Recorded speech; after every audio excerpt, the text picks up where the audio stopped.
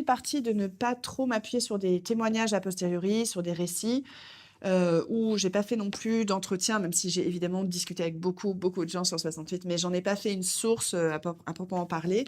Même si c'était présent, moi, ça m'imprégnait, mais ce qui m'a importé d'un point de vue de méthode, hein, étant donné toutes les déformations sur 68, toutes les défigurations, hein, à un moment, je parle de balafre parce qu'on a vraiment l'impression que l'événement est défiguré par tout un discours médiatique, un peu hégémonique, qui est en train de changer malgré tout en ce moment, je trouve.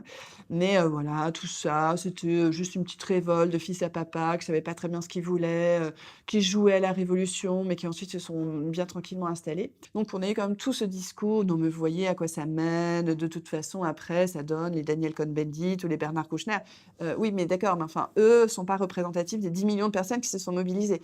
Donc l'idée c'était d'aller les voir ces gens voilà, les 10 millions en question et les autres aussi d'ailleurs, ceux qui se mobilisent de l'autre côté, qui manifestent pour De Gaulle, pour le retour à l'ordre, mais à partir d'archives. Alors ça peut être, des tracts, des comptes rendus d'assemblée générale, des comités d'action, des comités de grève, des affiches, des photos. Alors, il y en a énormément dans plein d'endroits. En fait, il y en a à la Bibliothèque nationale de France, il y en a 10 000. Voilà, 10 000 pièces, c'est absolument considérable.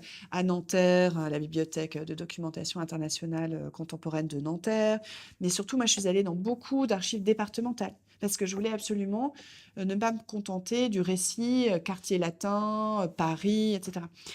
Mais de voir ce qui se passait aussi bien à Lyon, à Rennes, à Nantes, qu'à Perpignan, à Bar-le-Duc, à Guéret, etc., dans des communes rurales aussi. Donc pour ça, il fallait aller voir les archives départementales. Donc ça peut être des archives privées, des archives de syndicats, d'associations, etc., mais ça peut être surtout les archives publiques des préfets.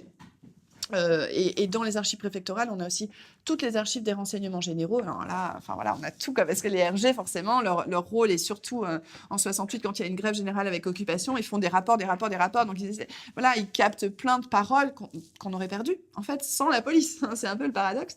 Et puis les archives de la préfecture de police aussi, qui nous permettent de voir ce qui se passe du côté des flics, leur déstabilisation, leur désarroi, comment ça se passe presque heure par heure.